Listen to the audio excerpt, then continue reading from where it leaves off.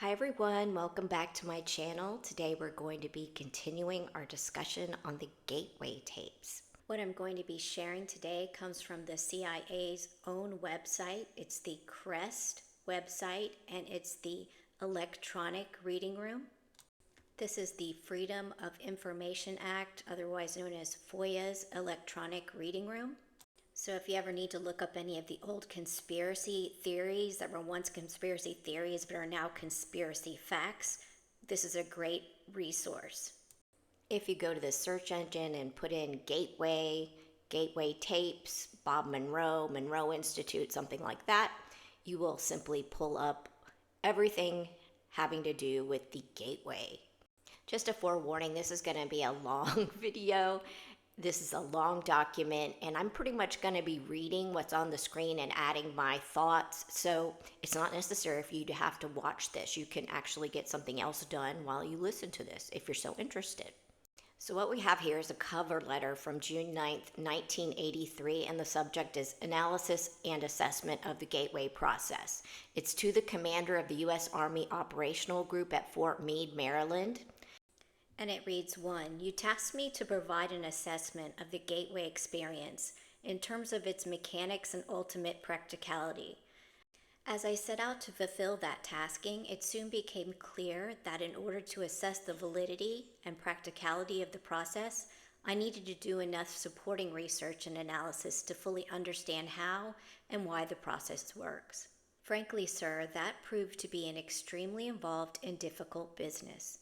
Initially, based on conversations with the physician who took the gateway training with me, I had recourse to the biomedical models developed by Ishtak Bentov to obtain information concerning the physical aspects of the process.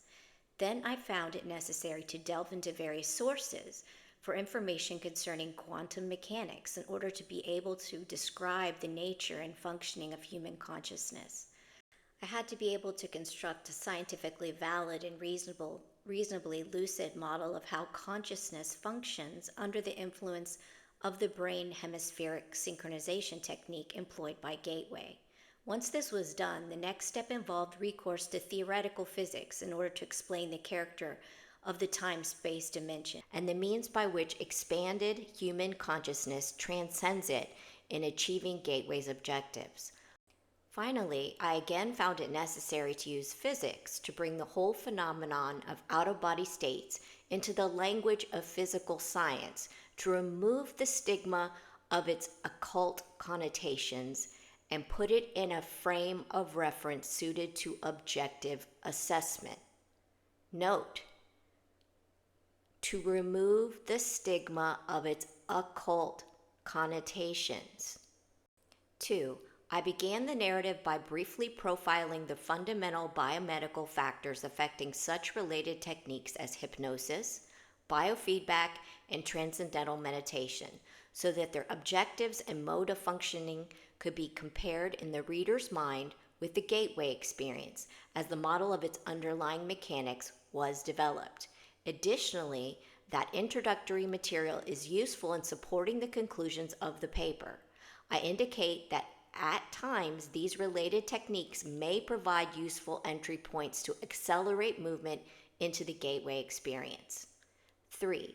Niels Bohr, the renowned physicist, once responded to his son's complaints about the obtuse nature of certain concepts in physics by saying, quote, "You are not thinking, you are merely being logical," end quote. The physics of altered human consciousness deals with some conceptualizations that are not easily grasped or visualized exclusively in the context of ordinary left brain linear thinking. So, to borrow Dr. Bohr's mode of expression, parts of this paper will require not only logic, but a touch of right brain intuitive insight to achieve a complete, comfortable grasp of the concepts involved. Nevertheless, once that is done, I am confident that their construction and application will stand up to the test of rational critique. 4.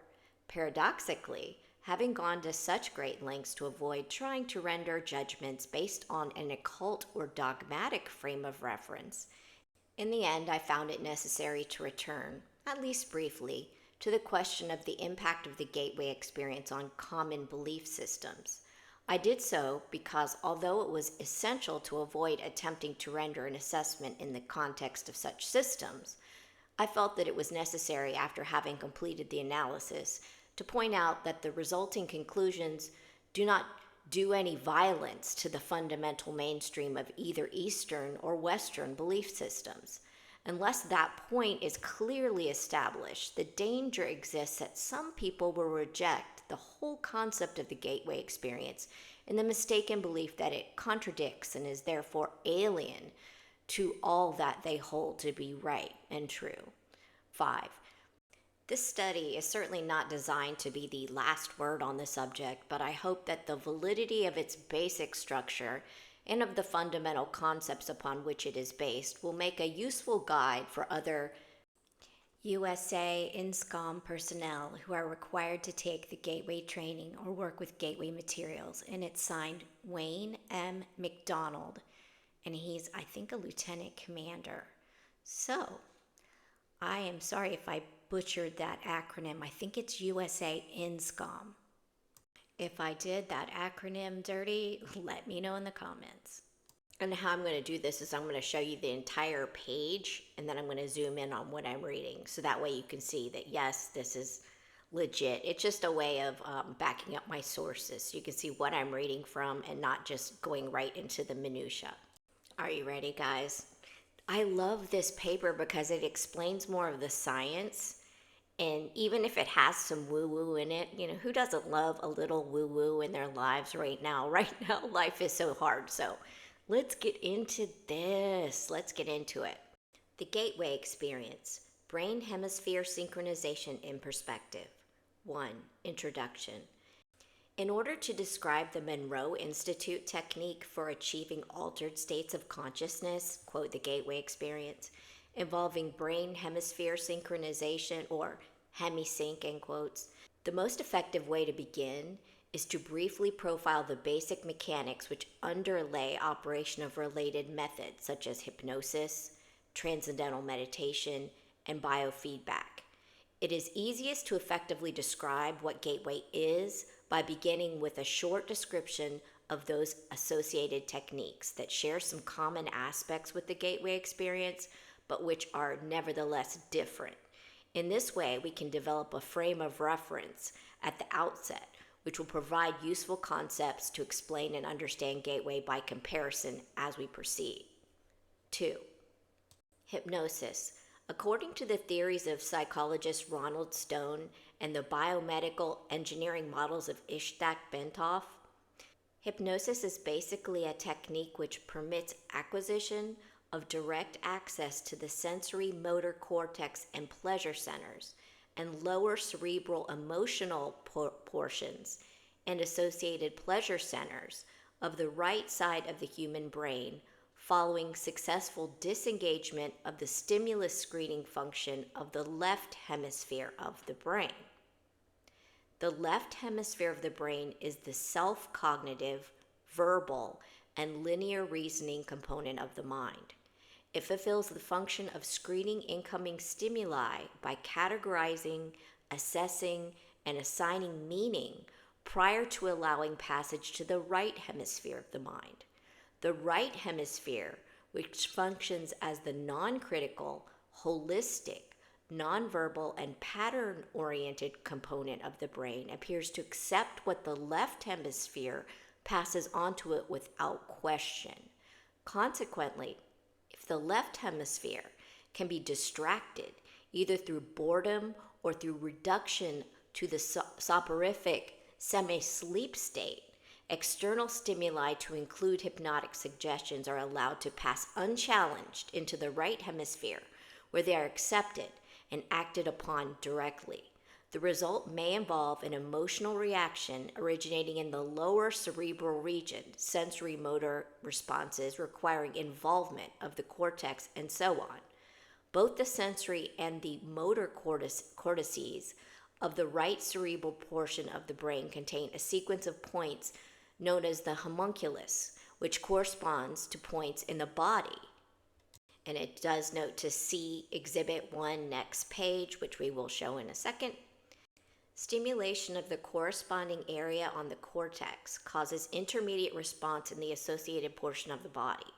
Consequently, induction of the suggestion that the left leg is numb, if it reaches the right hemisphere unchallenged and is referred to in the appropriate area of the sensory cortex, will result in an electrical reaction being generated that will induce the feeling of numbness. Similarly, the suggestion that the person is experiencing a general feeling of happiness and well-being would be referred to the appropriate pleasure centers located in the lower cerebral portion or in the cortex of the right hemisphere, thereby inducing the suggested feeling of euphoria. Finally, suggestions such as one that informs the hypnotic subject that he enjoys enhanced concentration or powers of memory would be responded to in the right hemisphere by accessing unused information storage capacity, normally held in reserve, as a result of the left hemisphere selection and control processes. Kind of sounds like we're a little bit like a computer in a way, like our brains are high-powered computers, isn't it? You have your RAM and you have your ROM. It's interesting, huh? This aspect will become significant in the context of the gateway process when attention is given to examining the way that hypnosis may be used to accelerate progress in the early stages of the gateway experience. This is the exhibit, and let me zoom in a little bit. This is showing a figure A of the homunculus of the brain. Let me see if I can get in a little closer. And I do apologize that this isn't the most clear representation of this diagram here, but it shows a cross-section of the brain, the homunculus, where you have the stimulus loop of the information coming in, shows where it's hitting the sensory cortex. Let me look at the other parts, that's figure A. And also notice that these illustrations are from a book that wasn't, mainly generated to be a scientific book. And figure B seemingly shows a lateral view of the brain, and it says the motor and sensory cortex and third and lateral ventricles. Also note that this diagram came from a book that was even way older than the 80s, so science has made progress since then, obviously. And then figure C has another view of the third and lateral ventricles in context of associated brain structure. And also note this exhibit is from Bentoff's Stalking the Wild Pendulum. I've never read that book. I'm guessing that book is probably a treasure trove of information regarding this kind of stuff. But anyway, 3. Transcendental meditation. On the other hand, transcendental meditation works in a distinctly different fashion. In this technique, intense and protracted single-minded concentration on the process of drawing energy up the spinal cord ultimately results in what appears to be creation of acoustical standing waves in the cerebral ventricles, which are then conducted to the gray matter in the cerebral cortex on the right side of the brain. As a result, according to Bentoff, these waves will, quote, stimulate and eventually polarize the cortex in such a way that it will tend to conduct a signal along the homunculus, starting from the toes and on up, end quote. The Bentoff biomedical model, as described in a book by Lee Sinella, MD, entitled Kundalini Psychosis or Transcendence, states that the standing acoustical waves are the result of the altered rhythm of the heart sounds, which are occasioned by prolonged practice of meditation, and which set up sympathetic vibrations in the walls of the fluid-filled cavities, which comprise the third and lateral ventricles of the brain. In addition, according to Bentoff, quote, the states of bliss described by those whose Kundalini symptoms have completed the full loop along the hemispheres may be explained as a self-stimulation of the pleasure centers in the brain caused by the circulation of a current along the sensory cortex, end quote. Bentoff also notes, quote, that most of the described symptoms start on the left side of the body, means that it is mostly a development occurring in the right hemisphere, end quote. Although normally a period of meditation involving intense concentration and practice for 5 years or more is required to bring up the Kundalini, quotes, Bentoff states that exposure to mechanical or acoustical vibrations in the range of between 4 to 7 hertz cycles per second for protracted periods may achieve the same effect. So, note to the viewer here or listener, this is the goal. This probably is where the idea came from, to use the between 4 to 7 hertz before the hemisync concept came through. So let's continue. Bentoff cites as an example, quote, repeated riding in a car whose suspension and seat combination produces that range of vibrations, or being exposed for long periods of time to these frequencies caused, for instance, by an air conditioning duct, end quote. As a side note, when you listen to the gateway tapes, you will notice that there are sounds, swooping sounds, and sounds that mimic almost you riding in a train or in a car or in the back seat of a car, that sort of a lulling, continuous sound. He also notes that, quote, the cumulative effect of these vibrations may be able to trigger a spontaneous physio-kundalini sequence in susceptible people who have a particularly sensitive nervous system, end quote. 4. Biofeedback. The third consciousness-altering methodology, which will be briefly described as biofeedback.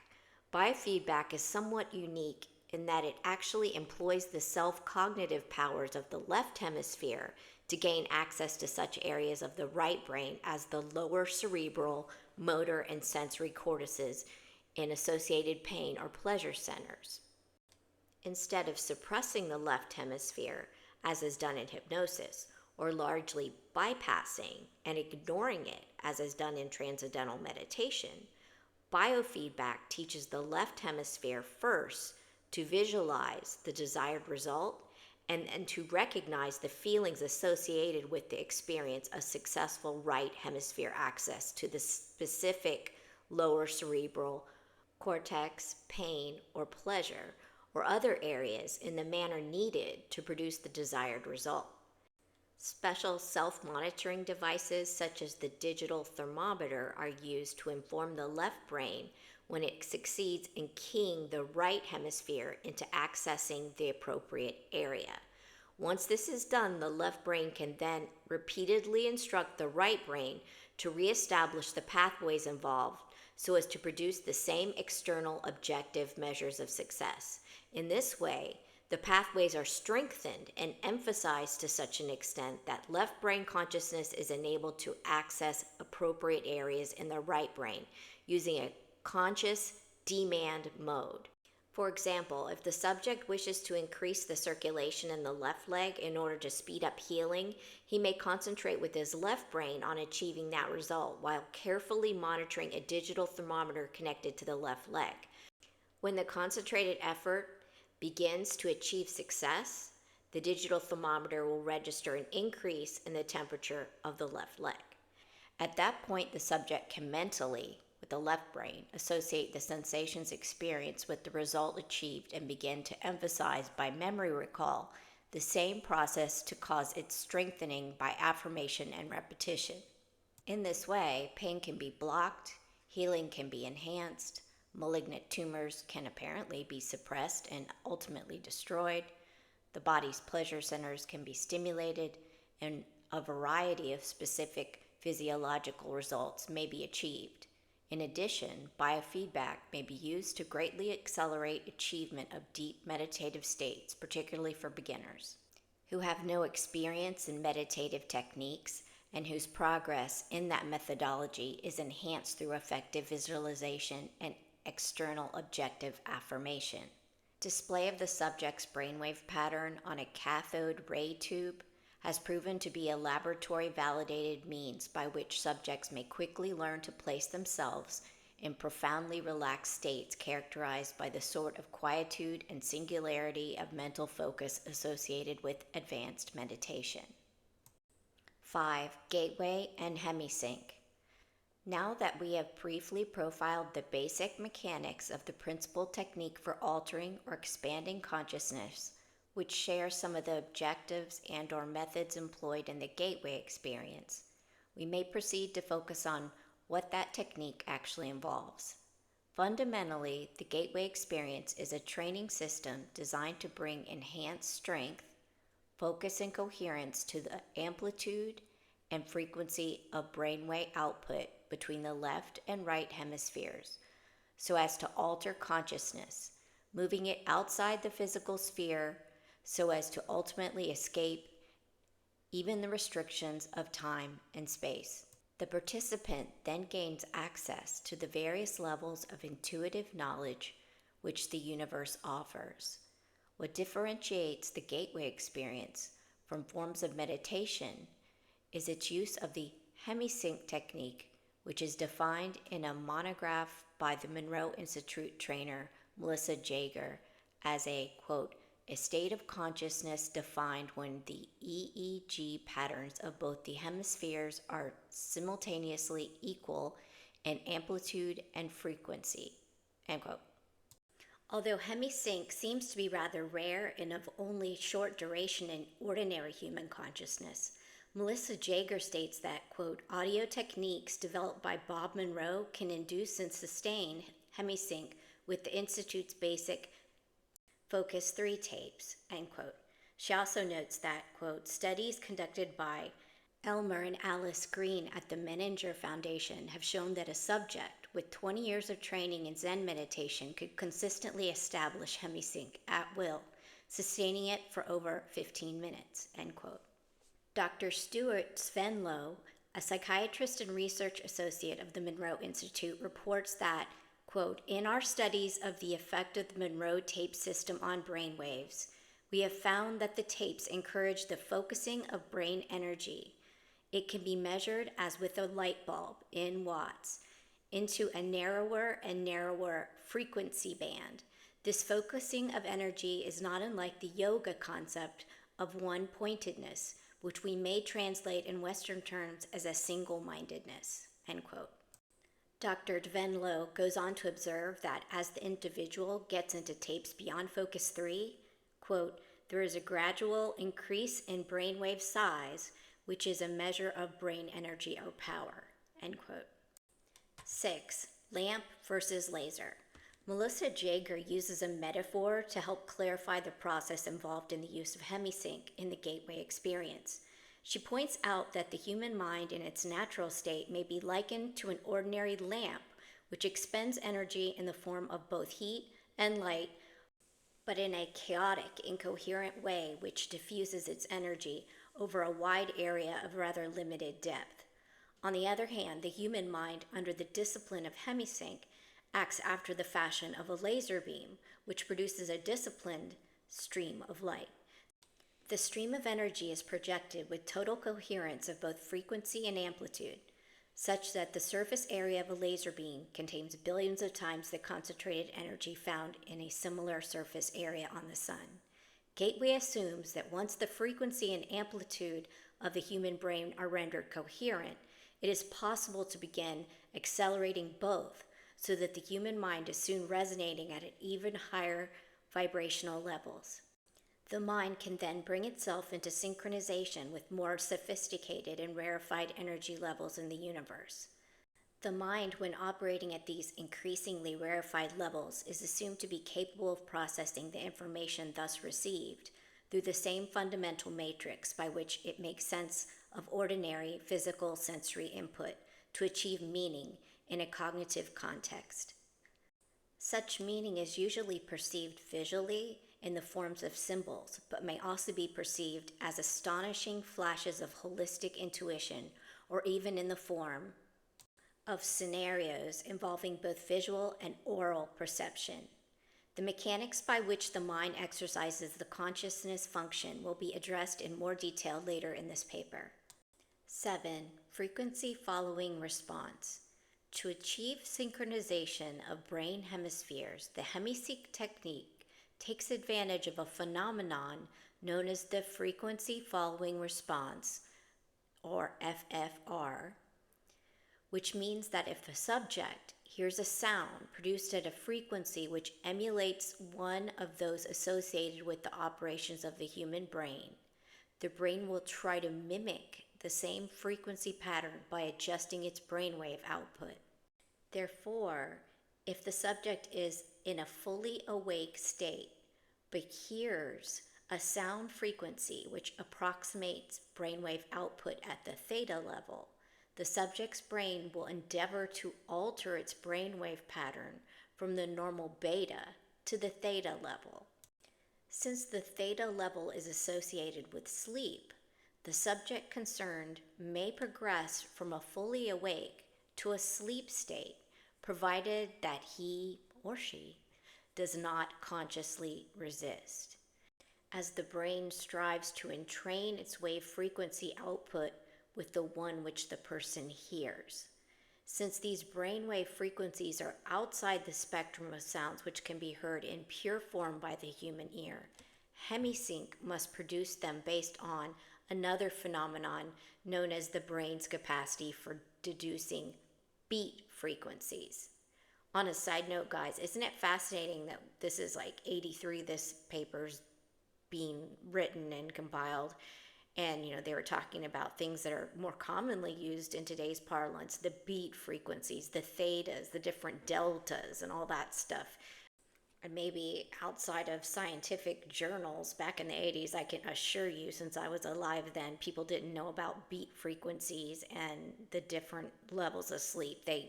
The normal average American certainly didn't know about that.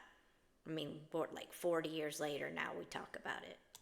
And here's where we get to, in my opinion, looking back and using the tapes, one of the most important parts is explained here. If the human brain is exposed to one frequency in the left ear, which is 10 hertz below another audible frequency playing in the right ear, rather than hearing either of the two audible frequencies, the brain chooses to hear the difference between them, the beat frequency. And this is why you have to use the headphones when you use the gateway tapes. Thus, availing itself of the FFR phenomenon and using the technique of beat frequencies, the gateway system uses hemisync and other audio techniques employing the FFR phenomenon to introduce a variety of frequencies which are played at a virtually subliminal, marginally audible level.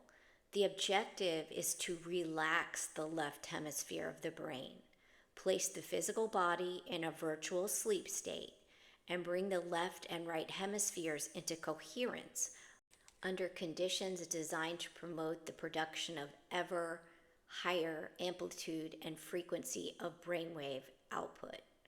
Audible and perhaps subliminal suggestions by Bob Monroe accompany the various brainwave frequencies, which are sometimes rolled in together with sounds such as sea surf to mask the sound frequencies where desirable. In this way, Gateway endeavors to provide the subject with the tools by which he may alter his consciousness based on his own volition over time through the repetitive use of the tapes, so as to access via intuitive means new categories of information not available to ordinary consciousness.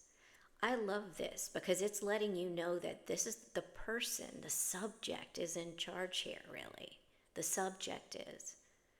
Even if Bob Monroe is telling you to recite a certain thing, you can change it in your mind. You are in control here, and this is just a tool. 8. Role of resonance. However, brain coherence through entrainment to beat frequencies introduced via stereo headphones is only part of the reason why the gateway system works. It is also designed to achieve the physical quietude characteristic of deep transcendental meditative states, which brings about a complete alteration of the fundamental resonance pattern associated with the sound frequencies produced by the human body. Yoga, Zen, or transcendental meditation, if practiced long enough, will produce a change in the sound frequency with which the human heart resonates throughout the entire body. According to Bentoff, This change in resonance results from elimination of what the medical profession calls, quote, the bifurcation echo, so that the sound of the heartbeat can move synchronicity up and down the circulatory system in harmonious resonance approximately 7 times a second.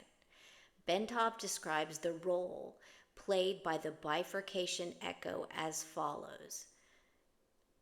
When the left ventricle of the heart ejects blood, the aorta, being elastic, balloons out just beyond the valve and causes a pressure pulse to travel down along the aorta.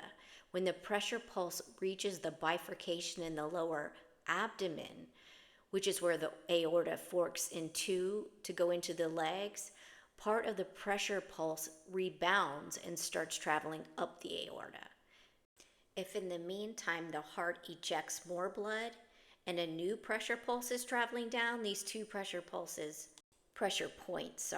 will eventually collide somewhere along the aorta and produce an interference pattern, end quote. By placing the body in a sleep-like state, the gateway tapes achieve the same goal as meditation, in that it places the body in such a profoundly relaxed state that the bifurcation echo slowly fades away as the heart lessens the force and frequency with which it pushes blood into the aorta. The result is a regular, rhythmic, sine wave pattern of sound which echoes throughout the body and rises up into the head in sustained resonance.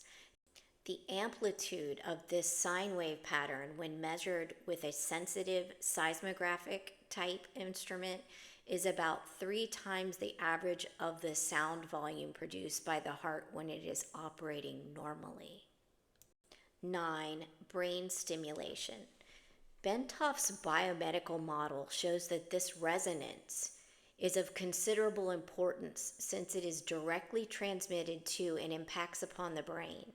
The resulting vibration is received and transmitted into the brain itself via the fluid-filled third and left ventricles located above the brainstem. An electromagnetic pulse is then generated, which stimulates the brain to raise the amplitude and frequency of brainwave output, just as Dr. Tvenlov observed in his research on the effects of the hemisync tapes.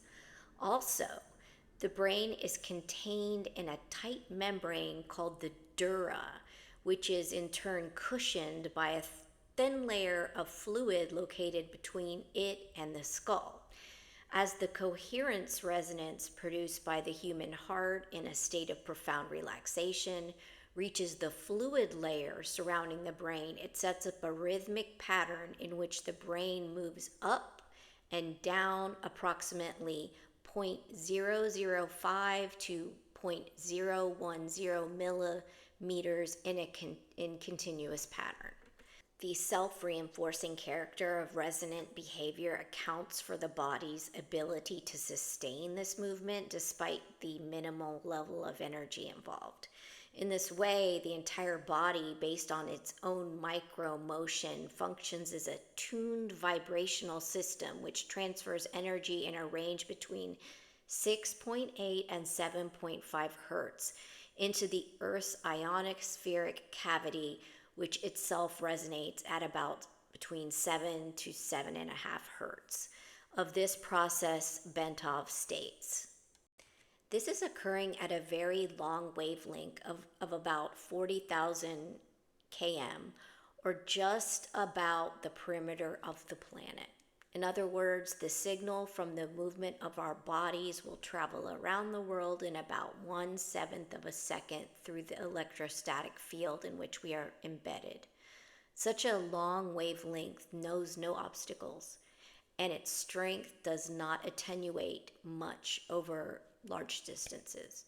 Naturally, it will go through just about anything: metal, concrete, water, and the fields making up our bodies. It is the ideal medium for conveying a telepathic signal, end quote. Here's some woo-woo for you.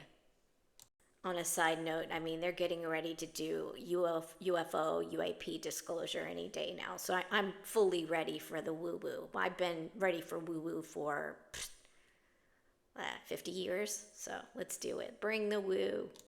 Consequently, the gateway process is designed to rather rapidly induce a state of profound calm within the nervous system and to significantly lower blood pressure to cause the circulatory system, skeleton, and other physical organ systems to begin vibrating coherently at approximately 7.75 cycles per second. The resulting resonance sets up a regular repetitive sound wave which propagates in consonance with the electrostatic field of the earth. Another side note, sorry for all these digressions. I have anxiety, and I have to tell you that this stimulation does not bother your anxiety. In fact, it's the opposite. You will feel extremely calmed and warmed and loved by it. 10. Energy entrainment. As the body is turned into a coherent oscillator vibrating in harmony with the surrounding electrostatic medium, the specific exercises included in the gateway tapes enjoin the participant to build up the energy field surrounding his body, presumably by using energy from the Earth's field, which the body is now in training because of its ability to resonate with it. This puts the body's energy field into homogeny with its surrounding environment and promotes movement of the seat of the consciousness into the surrounding environment, partly in response to the fact that the two electromagnetic medians are now in a single energy continuum. Thus, the same process which moves the brain into focused coherence at steadily higher levels of frequency and amplitude so as to entrain analogous frequencies in the universe for data collection and also promote enhancement of bodily energy levels to a point adequate to permit the subject to experience an out-of-body movement when he is ready to do so. More will be said about this topic later. In addition, by resonating with the Earth's electromagnetic sphere, the human body creates a surprisingly powerful carrier wave to assist the mind in communication activity with other human minds similarly attuned. 11. Consciousness and energy. Before our explanation can proceed any further, it is essential to define the mechanism by which the human mind exercises the function known as consciousness, and to describe the way in which that consciousness operates to deduce meaning from the stimuli which it receives. To do this, we will first consider the fundamental character of the material world in which we have our physical existence in order to accurately perceive the raw stuff with which our consciousness must work. The first point which needs to be made is that the two terms matter and energy tend to be misleading if taken to indicate two distinctly different states of existence in the physical world that we know it. Indeed, if the term matter is taken to mean solid substance as opposed to energy, which is understood to mean a force of some sort, then the use of the former is entirely misleading. So science now knows that both the electrons which spin in the energy field located around the nucleus of the atom and the nucleus itself are made up of nothing more than oscillating energy grids. Solid matter, in the strict construction of the term, simply does not exist. I know if you're listening to this and you don't have like a background in, say, STEM, this will be kind of startling to understand that what humans experience is a very, very small minutia of the universe. What we can see, what we can hear, what we can smell, what we can taste is just a tiny fraction of what's going on, and what we perceive is not reality. So it's difficult once you get into the science of things to understand that, say, something isn't necessarily really a solid, though that is how we experience it. To us it is a solid, but it truly isn't. Rather, atomic structure is composed of oscillating energy grids surrounded by other oscillating energy grids which orbit at extraordinarily high speeds. In his book, Stalking the Wild Pendulum, Ishtak Bentov gives the following figures. The energy grid, which composes the nucleus of the atom, vibrates at approximately 10 to the 22nd power hertz. That's crazy, which means 10 followed by 22 zeros. At 70 degrees Fahrenheit, an atom oscillates at the rate of 10 to the 15th power hertz. An entire molecule composed of a number of atoms bound together in a single energy field vibrates in the range of 10 to the 9th power hertz. A live human cell vibrates at approximately 10 to the 3rd power hertz. The point to be made is that the entire human being, brain, consciousness, all that is, like the universe which surrounds him, nothing more or less than an extraordinarily complex system of energy fields. The so-called states of matter are actually variances in the states of energy, and human consciousness is a function of the interaction of energy in two opposite states, motion versus rest, in a manner described in the following paragraph. 12. Holograms. Energy creates, stores, and retrieves meaning in the universe by projecting or expanding at certain frequencies in a three-dimensional mode that creates a living pattern called a hologram. The concept of the hologram can be most easily understood by using an example cited by Bentoff, in which he asks the reader to visualize a bowl full of water into which 3 pebbles are dropped. As the ripples created by the simultaneous entry of the 3 pebbles radiates outward towards the rim of the bowl, Bentoff further asks the reader to visualize that the surface of the water is suddenly flash frozen, so that the ripple pattern is preserved instantly. The ice is removed, leaving the 3 pebbles still laying at the bottom of the bowl. Then, the ice is exposed to a powerful, coherent source of light, such as a laser. The result will be a three-dimensional model or representation of the position of the 3 pebbles suspended in midair. Holograms are capable of encoding so much detail that, for example, it is possible to take a holographic projection of a glass of swamp water and view it under magnification to see small organisms not visible to the naked eye when the glass of water itself is examined. The whole concept of holography, despite its scientific implications, has only been known to the physicists since the underlying mathematical principles were worked out by Denis Gabor in 1947. He later won a Nobel Prize for his work. Laboratory demonstration of Gabor's work only occurred years later following invention of the laser. As biologist Lyle Watson explains, quote, "The purest kind of light available to us is that produced by a laser which sends out a beam in which all the waves are of one frequency, like those made by an ideal pebble in a perfect pond. When the 2 laser beams touch, they produce an interference pattern of light and dark ripples that can be recorded on a photographic plate. And if one of the beams, instead of coming directly from the laser, is reflected first off an object such as a human face, the resulting pattern will be very complex indeed, but it can be still recorded. The record will be a hologram of the face." 13. The part encodes the whole. Of further importance is the fact that even if we dropped our frozen hologram of the ripple pattern on the floor and broke it into a number of pieces, each individual piece would recreate the entire holographic image all by itself.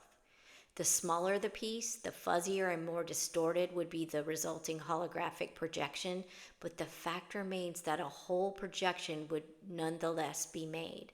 The key to creating any hologram is that energy and motion must interact with energy in a state of rest or non-motion.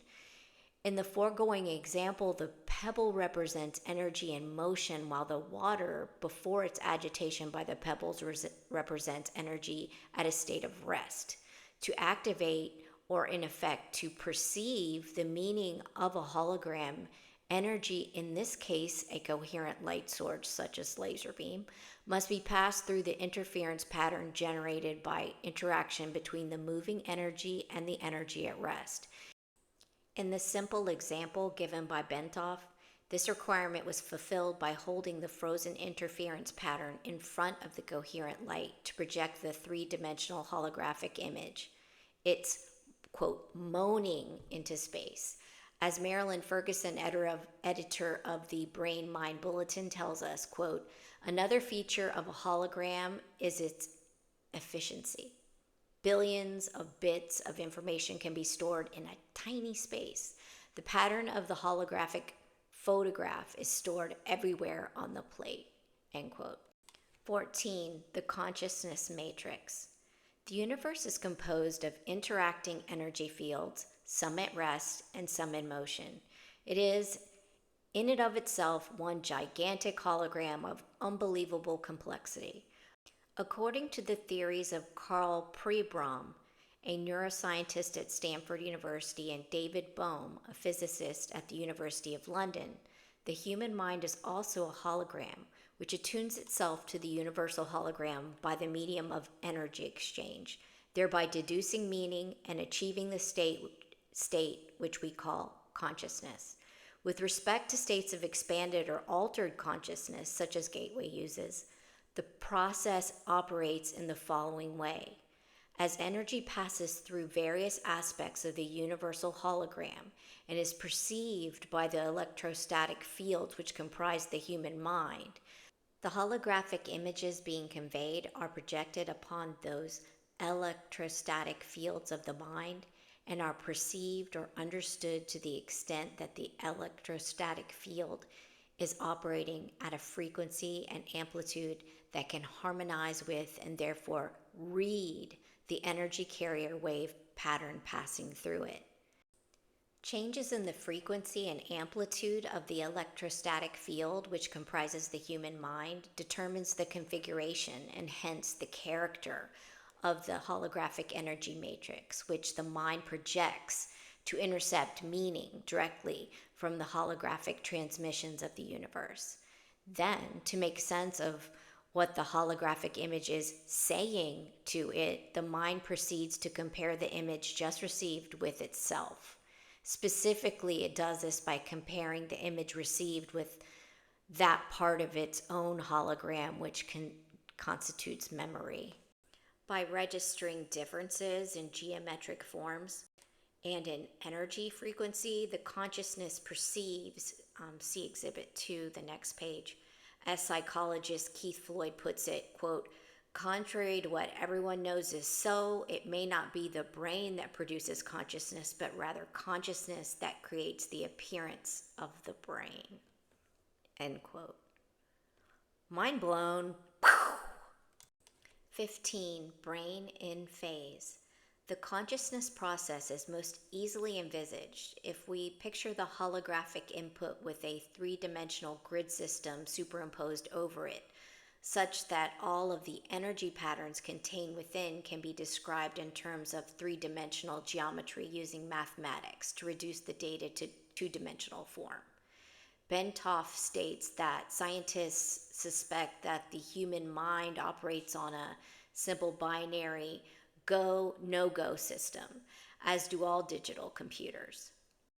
Therefore, once it superimposes a three-dimensional matrix over holographic information it wishes to interpret and reduces that information mathematically to two-dimensional form, it can completely process it using its fundamental binary system, just as any computer made by the hand of man can process volumes of data and make various comparisons between the data and information stored in its digital memory. Our minds operate in the same way, perceiving by comparison only. Bentov states the proposition this way, quote, our whole reality is constructed by constantly making such comparisons. Whenever we perceive something, we always perceive differences only, end quote. In states of expanded consciousness, the right hemisphere of the human brain, in its holistic, nonlinear, and nonverbal mode of functioning, acts as the primary matrix or receptor for this holographic input, while By operating in phase or coherence with the right brain, the left hemisphere provides the secondary matrix through its binary computer-like method of functioning to screen further data by comparison and reduce it to a discrete two-dimensional form. 16. Evaluation. To the extent that Gateway succeeds in bringing about a refinement in energy matrix of the mind, it succeeds in expanding or altering human consciousness so that it can perceive without recourse to the intercession of the physical senses, such that ever more of the universal hologram, not of course accessible by sense perception, can ultimately be perceived and understood. Marilyn Ferguson has written that the theories of Prybarm and Bohm appear to account for all the transcendental experience, paranormal events, and even quote-unquote normal perceptual oddities. She goes on to say of Prybarm, quote, "Currently he is proposing a startling, all-encompassing model that is generating considerable excitement among those intrigued by the mysteries of the human consciousness. His holographic model marries brain research to the theoretical physics. It accounts for normal perception and simultaneously takes the paranormal and the transcendental experiences out of the supernatural by explaining them as part of nature. Like certain strange discoveries of quantum physics, the radical reorientation of this theory suddenly makes sense of paradoxical sayings of mystics throughout the ages." End quote. Now, mind you, this is all being written in 1983, and had been written before that. Back then, this is quite revolutionary. Keep in mind that I was born before computers existed. I learned typing on Granny's typewriter. I mean, to even liken us to a computer that hadn't quite even been invented or had been invented but was so new, to liken us to that kind of concept was extremely radical. And heck, it's still quite radical. 17. Self-cognition. To complete our outline of the process by which the mind achieves and exercises consciousness, we must also describe the mechanism which accounts for the aspect of human thought that differentiates it from the consciousness of plants or animals, i.e. self-cognition. Humans not only know, but they know that they know. They're able to monitor the process of their own thinking and maintain an awareness of it. Moreover, they can conduct a comparative assessment, evaluating the functioning of their thought processes against various objective standards that they have adopted. Human consciousness can do this because it has the capacity to duplicate aspects of its own hologram, project them out, perceive that projection, put it through comparison with the memory aspect where its evaluation standards of measured are stored, of its own hologram, and measure or sense the difference using three-dimensional geometry and then binary go, no-go pulse to yield verbal cognition about the self. And here's a diagram included. 18. Time, space, dimension. Up to this point, our discussion of the gateway process has been relatively simple and easy to follow. Oh my God, let me just laugh. Ha ha ha, this is not easy to follow. Honestly, this is like very intense, but okay, let's get back to it. Now the fun begins. Gateway involves more than just perception of those aspects of the universal hologram which can be accessed in the dimension of time-space as we know it. To explain how and why human consciousness can be brought to transcend the limitations of time-space is the next task which must be addressed. To do this, we must first appreciate what time and space are in order to understand how the dimension that they constitute can be transcended. Physicists define time as a measurement of energy or force in motion. In other words, it is a measurement of change. However, in order for energy to be in motion, it must first be limited in some way within the confines of some sort of vibratory pattern. so that its confinement gives it capacity for being contained at a specific location, which is distinguishable from other locations in space. Energy, which is not confined, is force without limit, without dimension, without the limits of form. It is infinity, cannot move because there is nothing beyond infinity, and is therefore outside of the dimension of time. It is also beyond space because that concept implies that a specific energy form is limited to a specific location and is absent from other locations. But if energy is in the state of infinity, there are no boundaries, no here to differentiate from there, no sense of area. Energy in infinity means energy uniformly extended without limit. It has no beginning, no end, no location. It is conscious force, the fundamental primal power of existence without form, a state of infinite being. Energy in infinity is said to be completely at rest and therefore cannot generate holograms so long as it remains utterly inactive. It retains its inherent capacity for consciousness in that it can receive and passively perceive holograms generated by energy and motion out in the various dimensions which make up the created universe, but it cannot be perceived by consciousness operating in the active universe.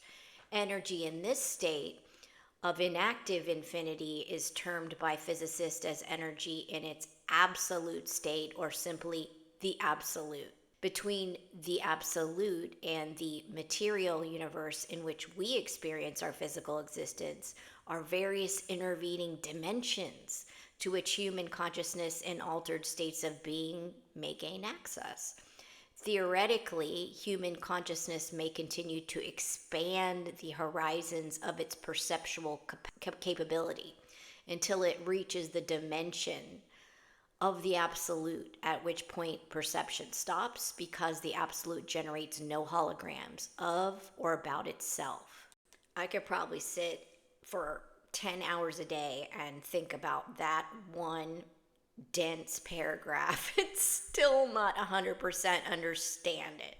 I mean, understand it maybe in some kind of a theoretical way, but to like bone deep in your soul get it, man, that's going to take a bit. 19. Intervening dimensions.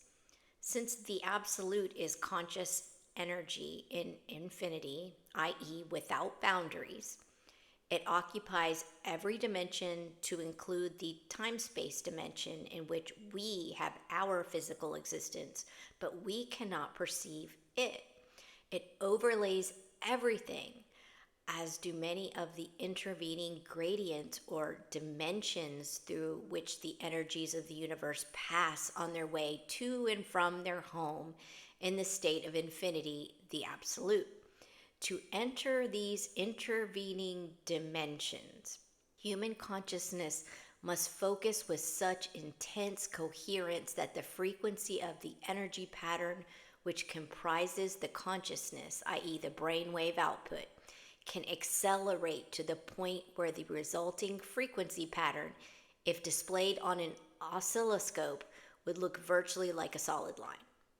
Achievement of this state of altered consciousness sets the stage for perception of non-time-space dimensions because of the operation of a principle in physics known as Planck's distance. This is an aspect of quantum mechanics which applies to the fact that any oscillating frequency, such as a brainwave, reaches 2 points of complete rest, which constitute the boundaries of each individual oscillation. In other words, the movement up or down. Without these points of rest, an oscillating wave pattern would be impossible, since the points of rest are required to permit the energy to change direction and thus continue vibrating between rigid limits. But it is also true that when For an infinitesimally brief instant, that energy reaches one of its 2 points of rest, it clicks out of time-space and joins infinity. So you see Exhibit 3, I'll show it on the next page. That critical step out of time-space occurs when the speed of the oscillation drops below 10 to the negative 33rd power centimeters per second, and that's Planck's distance. To use the words of Bentov, quote, quantum mechanics tells us that when distances go below Planck's distance, which is 10 to the negative 33rd cm, we enter, in effect, a new world, end quote.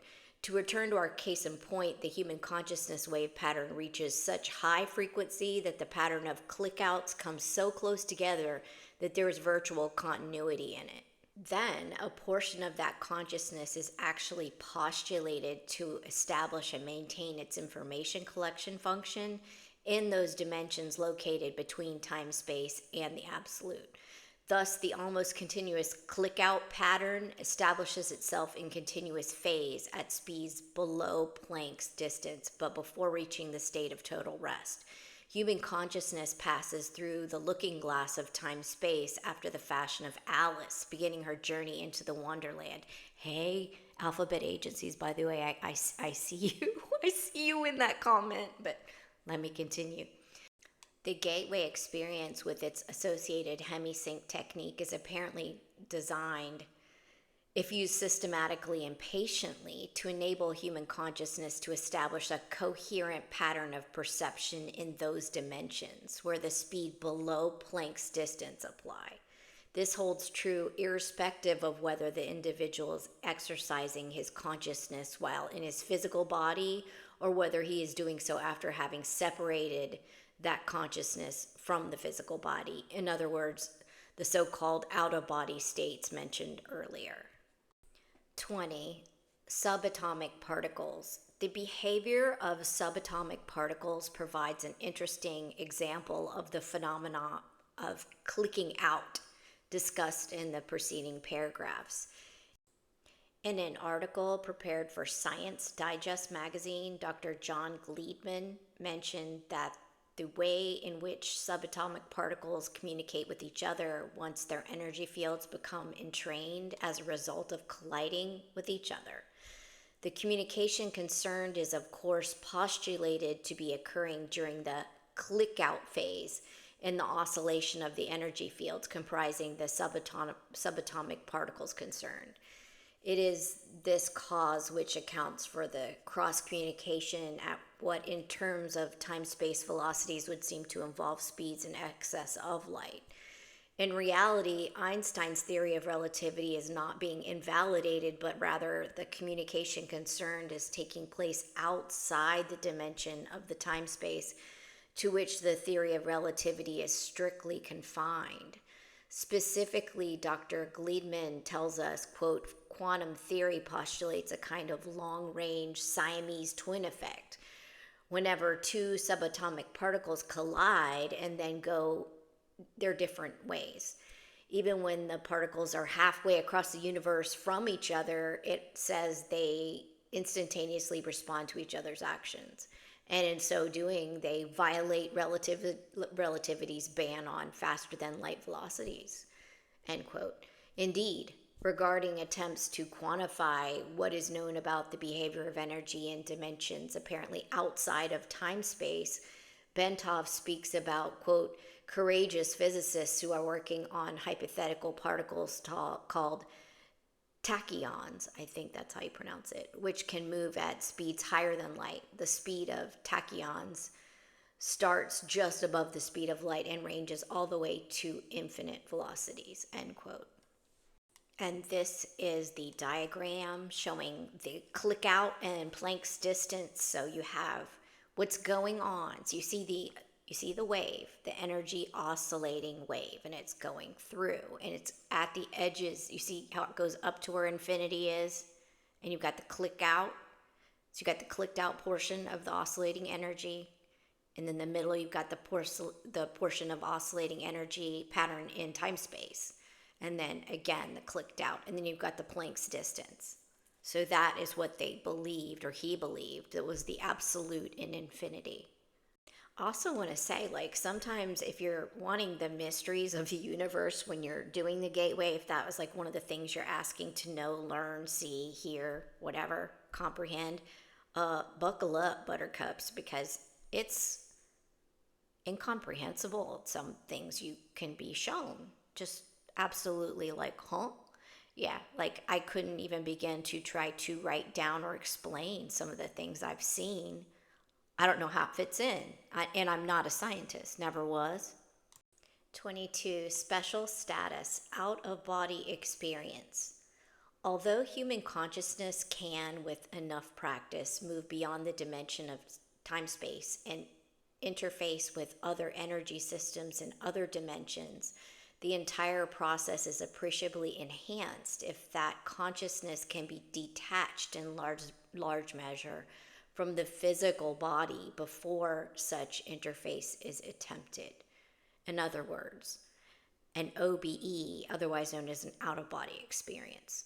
Once an individual becomes proficient in the technique of out of body movement and then reaches the point where he is able to break out of time space while out of his body, he gains the advantage of clicking out part of his enhanced consciousness while starting from a base located much closer to the dimensions with which he wishes to communicate. In other words, since he is starting from a point much higher up, to use an analogy from the time-space context, that part of his consciousness involved in clicking out will have that much more time to interact in dimensions beyond the time-space because less time is required to traverse the intervening layers. Moreover, once the individual is able to project his consciousness beyond time-space, that consciousness would logically tend to entrain its frequency output with the new energy environment to which it is exposed, therein greatly enhancing the extent to which the individual's altered consciousness may be further modified to achieve a much heightened point of focus and a much refined oscillating pattern. In other words, practice, consistency, training, it strengthens those muscles. As a result, a self-reinforcing process should ensue, whereby the farther consciousness in the out-of-body state can be projected beyond the time-space dimension, the more its level of energy output would be enhanced, thus promoting the potential for still further travel. The tentative conclusion to be drawn is that the out-of-body state may be regarded as an extremely effective way of accelerating the process of enhancing consciousness and of interfacing with dimensions beyond time-space. If the practitioner of the gateway technique has a choice of concentrating on achieving and exploiting the out-of-body experience as opposed to concentrating his full efforts on expanding his consciousness exclusively from a physical base, the former would appear to promise much faster and much more impressive successes than does the latter. And I just want to note that some folks are blessed to very easily be able to roll out of their body and go into the astral plane. Other folks just don't do it, don't want to do it. I think that both are legitimate and both can yield results. But of course, those who can just go right there are going to have easier access. But, you do what you want to do. You are in control, and this is just a tool. And to those who are afraid of the gateway tapes, maybe because you believe that you listen to them in school through the GATE program. I mean, I was in some of them too, but I'd never listened to these tapes, or at least I don't remember that. I just want to say that, you can turn off the internet, and it is a healthy thing to do when you're triggered or something's upsetting to avoid it. You do not have to involve yourself with this, especially if it's something you don't like. I mean, why? This, to me, I'm using it as a tool to explore and to learn and to calm down. And if I was scared of something, would not would not willingly put myself through that, and I would suggest that the listener should not either. And I've never tried it or anything, but let's just talk about things like ayahuasca and those kind of trips that people take. Many folks have found therapeutic help using their consciousness, their experiences through different kinds of altered states and out of body experiences. I think it can be extremely helpful if used properly. And just like that, like I would be scared to use ayahuasca. So some folks use it and have had experiences that changed their lives and changed some major things they couldn't get over with pharmaceuticals and therapy. And maybe this is a good tool for someone that doesn't want to do drugs. Just a thought. 23. Absolute in perspective. It may be helpful at this point to pause and recap the major aspects of our intellectual journey from time-space to the realm of the absolute. We have spoken at some length concerning the incredibly complex hologram which is created by the intersection of energy patterns generated by the totality of all dimensions of the universe, time-space included. We have noted that our minds constitute energy fields which interact with various aspects of this hologram to deduce information, which is ultimately processed through the left hemisphere of our brains to reduce it to a form that we employ for the process we call thinking. We have implied that this hologram is the finite embodiment in active energy form of the infinite consciousness of the absolute. It is the title we assign to that vast pool of energy in a state of perfect rest over which the physical universe is layered and from whence it comes. Incidentally, to describe this, Bentov uses the analogy of a very deep sea, comparing the still depths of the sea to the dimension of the absolute, while assigning the storm-tossed waves above to represent the physical universe with which we are familiar.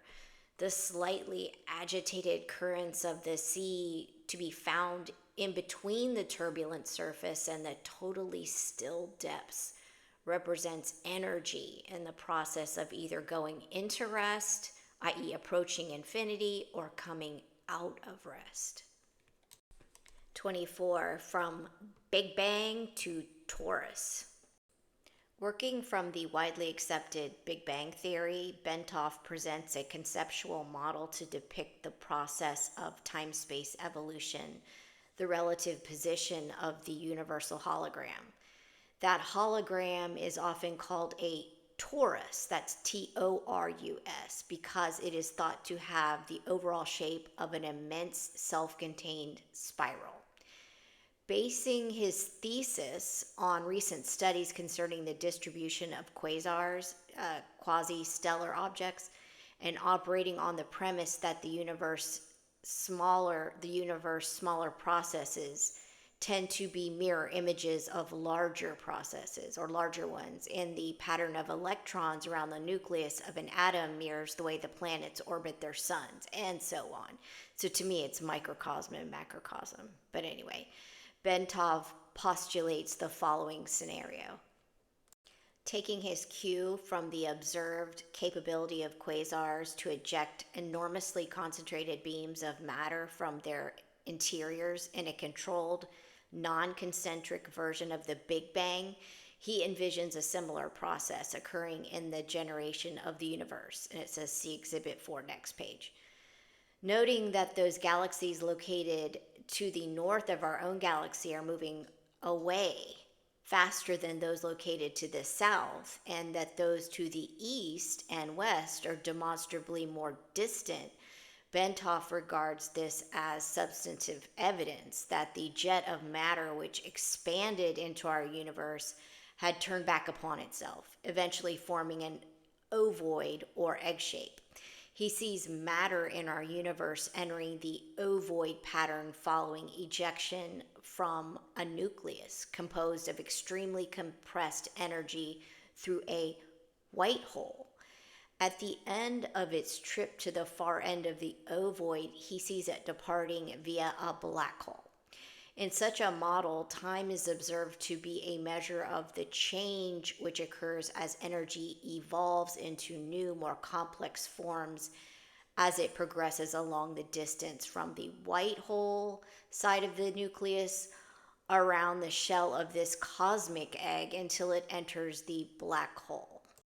In other words, as energy expelled from infinity and confined within the limits by the conscious of the absolute, achieves form and motion following ejection from the white hole at the top of the egg.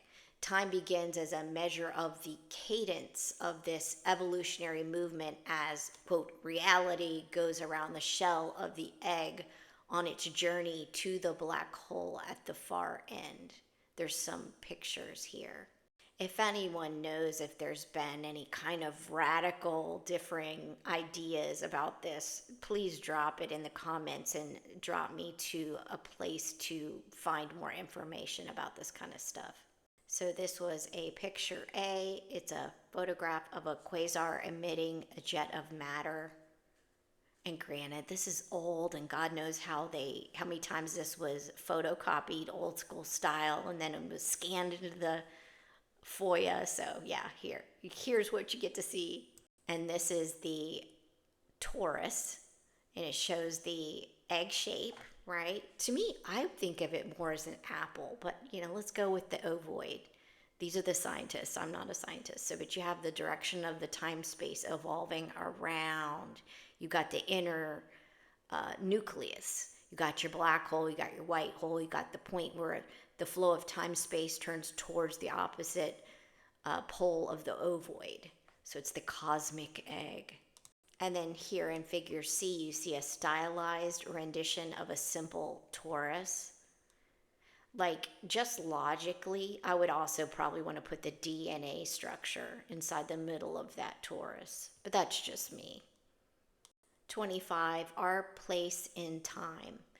The observed distribution of galaxies suggests that our particular universe is located near the top of the egg at the point where matter begins to fall back on itself, thus explaining the reason why the galaxies to the north are seen to be moving away more rapidly as they are caught up in the downturn of the stream of matter towards the far end of the cosmic egg.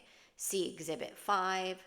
Layered over this cosmic egg is the absolute, which sustains the radiating nucleus from which the original jet of matter issued forth. As the stream of matter moves around the ovoid towards its destination at the black hole, where it will be reabsorbed into the radiating nucleus and then the absolute, it generates the interference pattern within the cosmic egg, which constitutes the universal hologram or torus. Since the torus is being simultaneously generated by matter in all the various phases of time, it reflects the development of the universe in the past, present, and future, as it would be seen from our particular perspective in one phase of time. By reflecting on this model, it becomes possible to see how human consciousness brought to a sufficiently altered or focused state could obtain information concerning the past, present, and future, since they all exist in the universal hologram simultaneously. In the case of the future, because all of the consequences of the past and present can be seen coming together in the hologram, such that the future can be predicted or seen with total accuracy. Moreover, it is possible to see how the implosion of energy patterns would cross and recross to create an incredibly complex four-dimensional hologram or torus in spiral shape in reflection of the multidimensional developing patterns of evolution. All of the movements of the energies which comprise the universe leave their mark and hence tell their story throughout time. 26. Quality of consciousness. We noted earlier that the out-of-body state involved projection of a major portion of the energy pattern that represents human consciousness so that it may move either freely throughout the terrestrial sphere for purposes of information acquisition or into other dimensions outside of time space, perhaps to interact with other forms of consciousness within the universe. Consciousness is the organizing and sustaining principle that provides the impetus and guidance to bring and keep energy in motion within a given set of parameters so that a specific reality will result. When consciousness reaches a state of sophistication in which it can perceive itself, its own hologram, it reaches the point of self-cognition. Human beings have this form of elevated consciousness, as does the Absolute, but in case of the latter, it is the function of energy and its associated quality of consciousness in infinity, omniscience, and omnipotence in perceptual unity. When energy returns to a state of total rest within the Absolute, it returns to the continuum of consciousness in the pool of limitless, timeless perception that resides there. Thus, the more complex an energy system in the material state, the more consciousness it possesses to maintain its reality. Our consciousness, therefore, is that differentiated aspect of the universal consciousness which resides within the Absolute.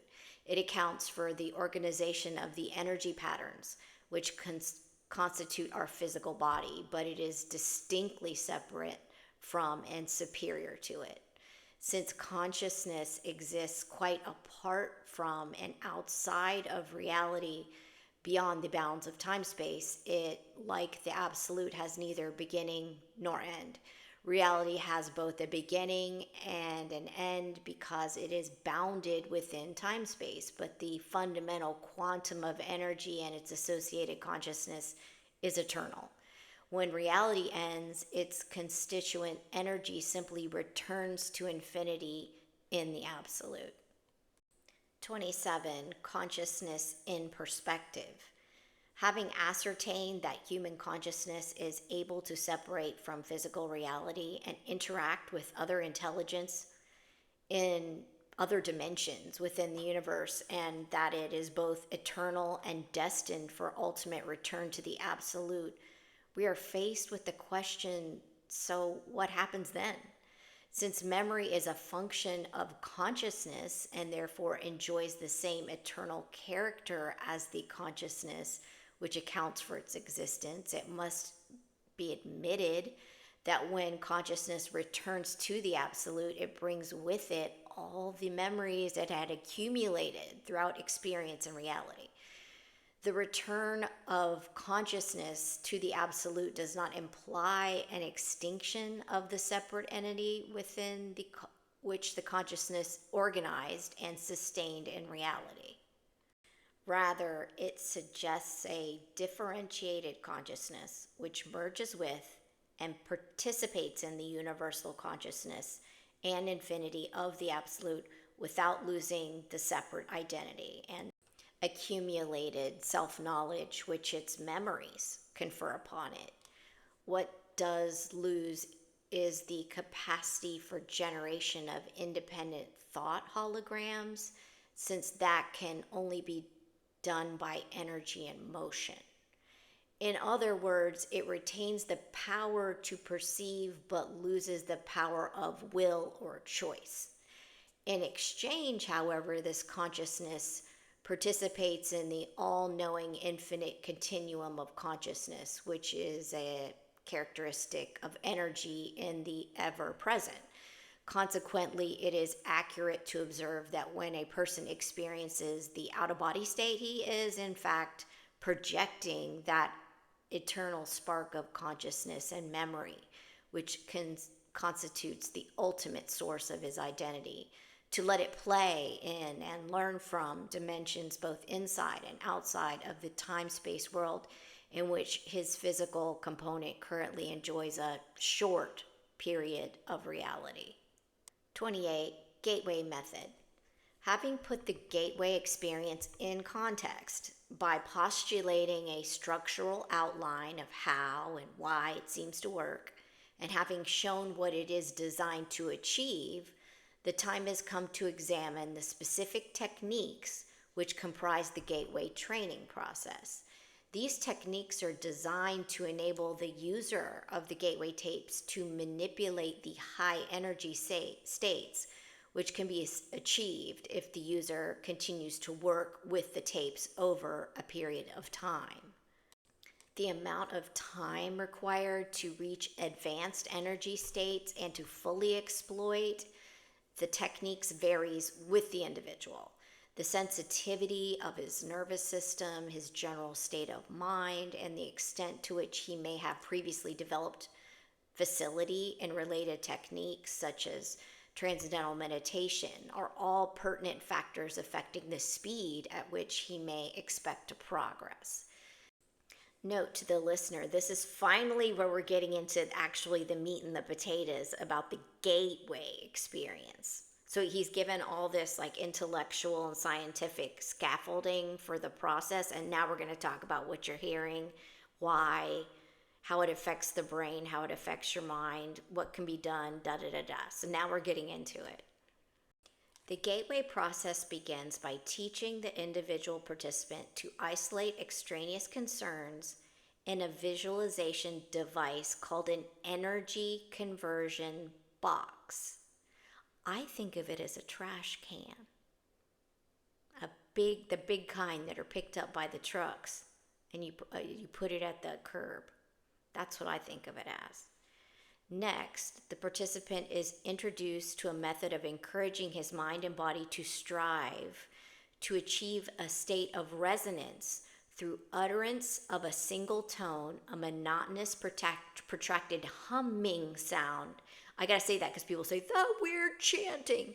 It's not chanting, it's a humming sound that sets up a feeling of vibration, particularly in the head. It really stimulates your vagus nerve. I don't know if they didn't know that back then, but that is exactly what it is doing, and it does it so well. He engages in this resonant tuning. That's another step. You're going to learn all these steps if you do the gateway tapes as a practice. You're going to do your energy conversion box, your resonant tuning, and you'll get them all done in like 3 minutes after a year. You'll be able to just knock out all the different processes. Okay, so it says he engages in this resonant tuning, as it is called, by humming along with the chorus of such sounds that are contained on the gateway tape. Following this, the participant is exposed to the gateway affirmation. That's another thing, is the affirmation. That's like what you want, and you can make up your own. There's one provided, but you can add what you want. You can put in a prayer. You can do whatever you want. And is encouraged to repeat it to himself as he hears it repeated on the tape. This affirmation is a statement to the effect that the individual realizes he is more than a physical body and that he deeply desires to expand his consciousness. And the last year I've heard a lot of negative scuttlebutt about the gateway tapes and things about, the mantra or whatever. And I mean, do you pray? If you pray, you can put your own prayer in there. You could put whatever you want. This is your tool. Don't use it if it scares you. But I think a lot of folks, maybe they want to keep you down. Sometimes I think that. Like, there's some people that do not want you using the gateway tapes and learning anything. That's just my opinion. So you will do an affirmation as well, and I look at that as like a protective device and a prayer and a statement of intent. And I very legalistically give it very strong and strict parameters. 29, hemi-sync introduced. After that, he is exposed for the first time to the hemi-sync sound frequencies and is encouraged to focus on and develop a perception of and appreciation for those feelings which accompany the synchronization of brainwaves that result. And if you are using headphones and you have them in the correct ear, you will feel the frequencies, and it will be more than likely unlike anything you've ever experienced. Next comes the technique of progressive and systematic physical relaxation, while the hemisync frequencies are expanded to include additional forms of pink and white noise designed to put the physical body at the virtual threshold of sleep, as well as to calm the left hemisphere of the mind while raising the right hemisphere to a state of heightened attentiveness. Once all of this is achieved, the participant is invited to envision creation of an energy balloon comprised of an energy flow beginning at the center of the top of their head and extending down in all directions to the feet. The energy involved in this flow then proceeds up through the body and back out through into the balloon pattern again. Okay, I don't do my energy balloon this way. I do my energy balloon as like a protective device, almost like something like, people used to say, like imagine a golden light. I do mine as a protection, and I go ahead and put it on everybody. The energy balloon, which sets up a pattern very reminiscent of the cosmic egg discussed earlier, not only enhances bodily energy flow and encourages early achievement of a suitable resonant state, but it's also designed to provide protection against conscious entities possessing lower energy levels, which the participant might encounter in the event that he achieves an out-of-body state. It serves as a precautionary purpose in the unlikely event that the participant's first out-of-body experience involves direct projection outside the terrestrial sphere. Again, to me, I look at it as a protection device. And since we're in the year of our Lord 2026, I'm sure that the Monroe Institute has better fan-dangled hemisync tapes that probably are more efficient and of better quality, of course, than what was dropped in the old FOIA, because those are the ones I have here on the channel, the old original, the OGs, which I do enjoy. But with continued listening, you learn how to do your little early processes, and you can just jump right in, because you can do the early processes in, like I said, 2 to 3 minutes, and you're right down to focus 10 and moving on. So 30, advanced techniques.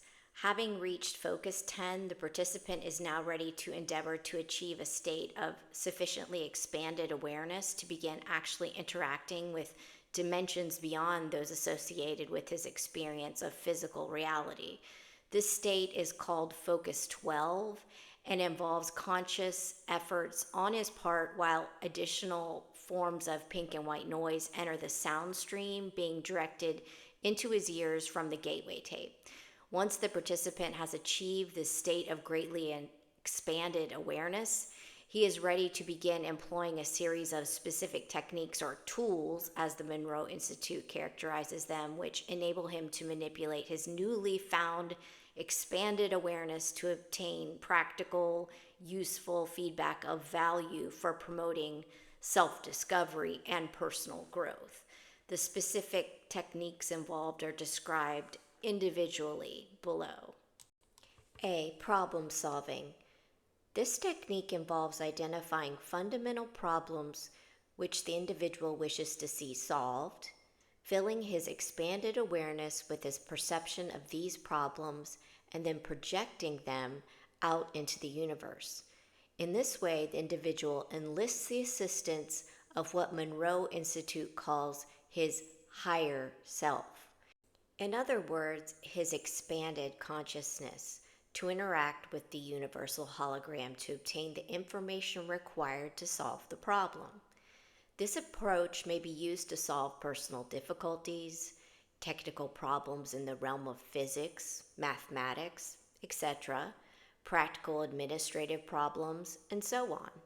Responses to the problem-solving technique may be received almost immediately, but often they come based on developing intuition over the next 2 to 3 days. Frequently, the response comes in the form of a sudden, holistic perception in which the individual suddenly finds that he simply knows the answer and all of its ramifications and completely in context, sometimes without even being able to put his newly found perception into words, at least initially. In some cases, the response may even arrive in the form of visual symbols, which the individual will see with his mind while he is in focus 12 state, and which he will have to interpret after he returns to normal consciousness. B. Patterning. This technique involves the use of consciousness to achieve desired objectives in the physical, emotional, or intellectual sphere. It involves concentration on the desired objective while in a focus 12 state, extension of the individual's perception of that objective into the whole expanded consciousness, and its projection into the universe with the intention that the desired objective is already a matter of established achievement, which is destined to be realized within the time frame specified. This particular methodology is based on the belief that the thought patterns generated by our consciousness in a state of expanded awareness create holograms, which represent the situation we desire to bring about, and in doing so, establish the basis for actual realization of that goal. Once the thought-generated hologram of the sought-after objective is established in the universe, it becomes an aspect of reality which interacts with the universal hologram to bring about the desired objective, which might not, under other circumstances, ever occur. In other words, the technique of patterning recognizes the fact that since consciousness is the source of all reality, our thoughts have the power to influence the development of reality in time-space as it applies to us, if those thoughts can be projected with adequate intensity. However, the more complicated the objective sought and the more radically it departs from our current reality, the more time the universal hologram will need to reorient our reality sphere to accommodate our desires. Monroe trainers caution against attempting to force the pace of this process because the individual could succeed in dislocating his existing reality with drastic consequences. And just a side note, one logically keeps things in the realm of the possibility. We are humans, we have human limitations. One is not going to become a unicorn by wishing one is a unicorn. At least I don't think so. C. Color breathing. The next technique is called color breathing and is designed to use the expanded awareness and highly focused attentiveness associated with the focus 12 state to imagine various colors in a particularly intense and vivid manner so as to use them to resonate with and in turn to activate the body's own energies. Fundamentally, in terms of practical application, it is a healing technique which is designed to restore the body and to enhance its physical capabilities by balancing, revitalizing, and retuning bodily energy flows. It is predicated on the principle that the body's electromagnetic field is capable of altering its resonance pattern so as to entrain energy from the Earth's electrostatic field for its own use. The various colors envisaged in the imagination as part of the technique cue the mind as to which frequencies and what specific amplitudes are desired in connection with this entrainment and the subsequent alterations in bodily energy flow patterns. That color has the capacity to affect the human mind is well known, and the effectuality of color in certain kinds of healing is a demonstrable fact. For example, application of an intense blue light to an area of physical tumescence, that's like swelling basically, leads to a relatively rapid and easily observable reduction in the swelling, while red, and to a lesser extent yellow, has quite the opposite effect. However, in the hemisync application of the technique, external light sources are not involved, but rather the mind is the sole agent of the healing and revitalization. And if you have done the tapes in the past and you've gotten this far, you've noticed that a great deal of the tapes is involved in healing the body, like simply healing your ills and ailments physically through concentration and these kind of techniques. So some folks have talked negatively about Gateway, obviously haven't gotten to this part of the tapes, and it's sad. D, energy bar tool. Magic wands and enchanted scepters have been part of the folklore and occult practices of many cultures. The scepters, staffs, and maces carried by monarchs and high priests alike occur with such frequency in the history of bygone eras as to suggest that, at the very least, these items are aspects of some type of archetypal symbol which the human mind seems to appreciate, perhaps quite subliminally. In any case, the energy bar tool technique involves envisaging a small, intensely pulsating dot of light, which the participant charges in his imagination with enormous energy until it is virtually pulsating. The participant then extrudes the dot into the shape of a sparkling, vibrating cylinder of energy, which he then uses to channel force from the universe to selected parts of his body for purposes of healing and revitalization. E, remote viewing. Oh, side note, this is what more than likely the alphabet agencies were interested in the Gateway tapes for. They wanted to see if it could be utilized to do things like remote viewing. That was one of the reasons that agents were put through the program. I highly recommend the Sean Ryan Show interview with Joe McGonigal, and I think there was another one also with Skip Atwater on these tapes. Well, on their life stories basically, but it involves a great deal of remote viewing. Absolutely fascinating interviews. Highly recommend it. Both those very long interviews are up here on YouTube. It's the Sean Ryan Show, and one is Joe McGonigal, and the other is Skip Atwater. Again, highly recommend. Long video. I mean, spend 4 hours or more listening to these. These are long, they're fascinating journeys with these folks. Okay, so E, remote viewing.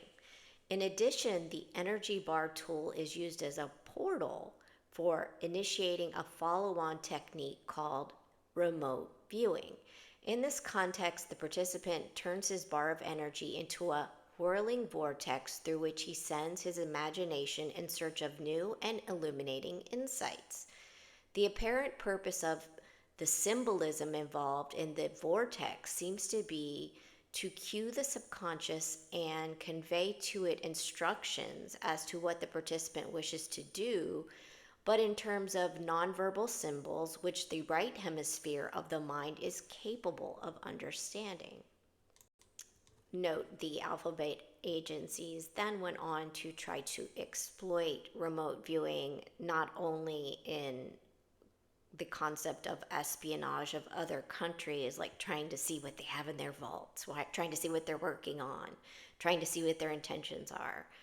They also tried to remote view, like say the dark side of the moon and things having to do with UFOs, UAPs. That's all under Project Grill Flame, and you can find that also on the Crest website. Almost all of this is up on the Crest website. F. Living Body Map.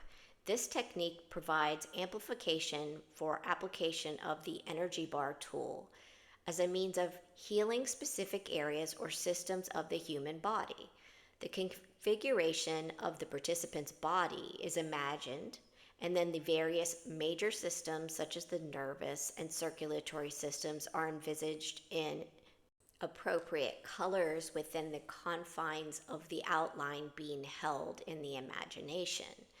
The energy bar tool is then applied to energizing, balancing, and healing in whatever manner the participant desires.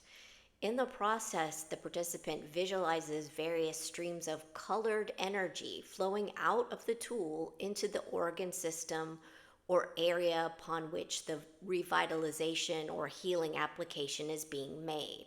Since colors are the result of differing wavelengths of light, which is to say energy at various frequencies, this technique operates on the assumption that as the human body is composed of energy, it can be vitalized and healed through the additive application of additional energy, provided that the energy is applied in the appropriate form. G. Focus 15. Travel into the past. All of the preceding techniques are conducted at the level of expanded awareness known as Focus 12.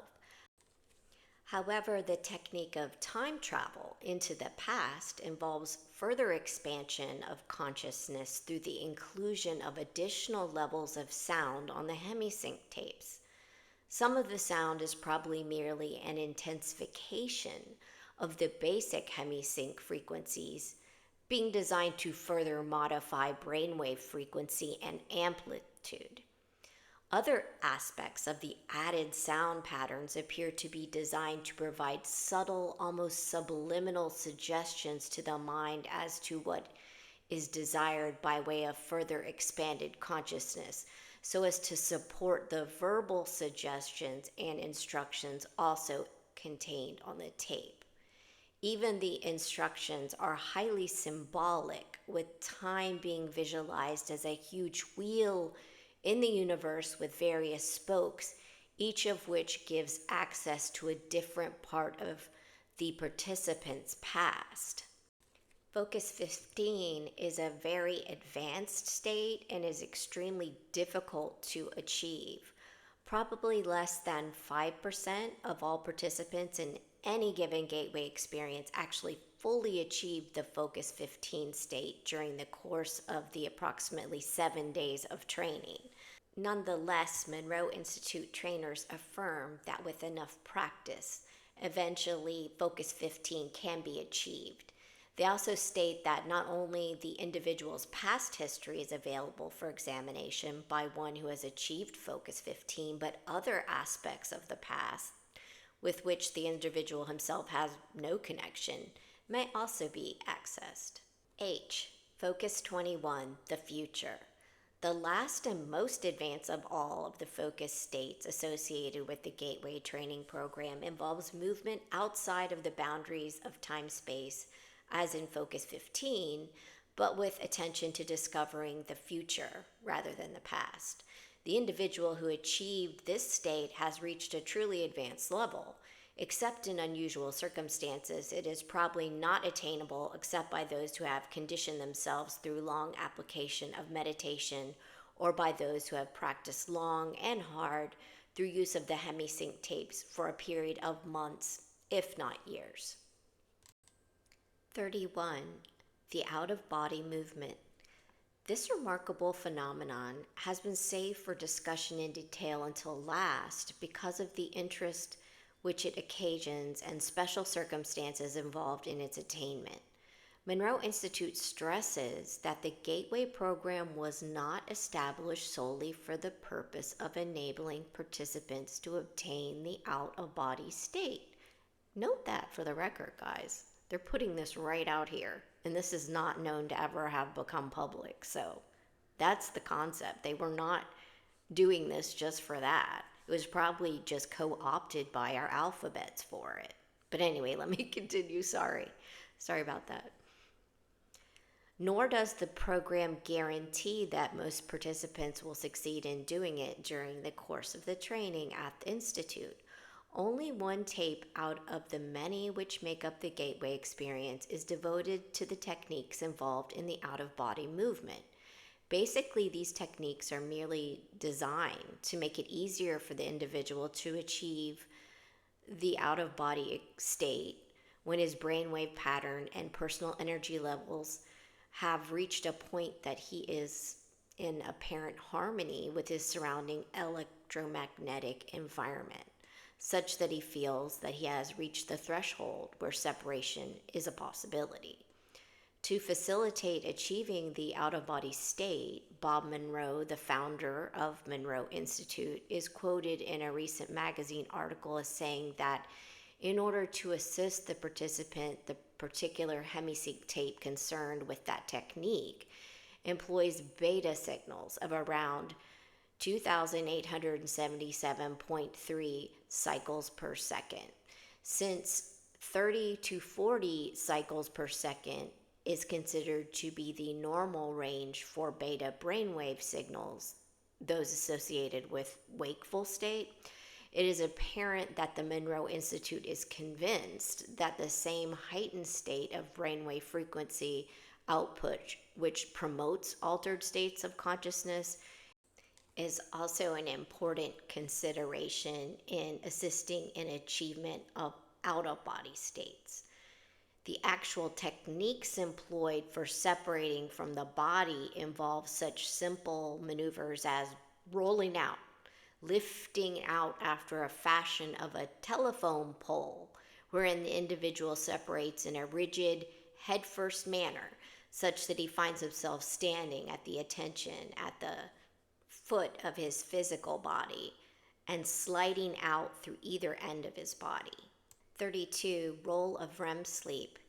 It is interesting to note that Bob Monroe informed the Gateway class that finished 7th May 1983 that an ex-trainer of his operating in Charlottesville, Virginia, found that he could guarantee out-of-body movements by bringing participants down into a rapid eye movement, that's REM state of sleep, and then use the hemisync tape technique. This may well be a function of the fact that most, if not all, people reputedly go into an out-of-body state during REM sleep.